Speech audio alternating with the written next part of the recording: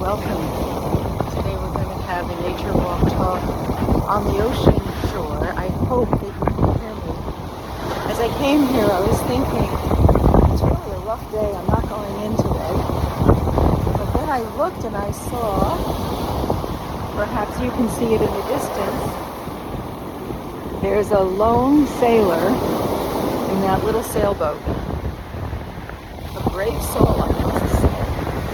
And then I said, well, I don't know, maybe I can go in.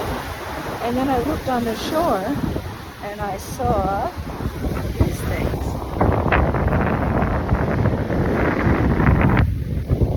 And that's a jellyfish called the Portuguese manaward.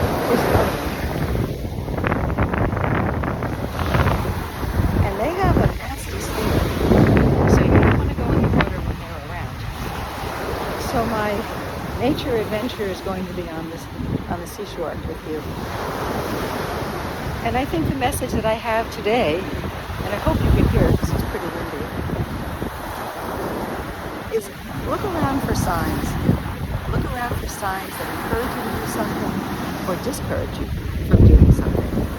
And understand that the last word is with you. The decision is ultimately yours.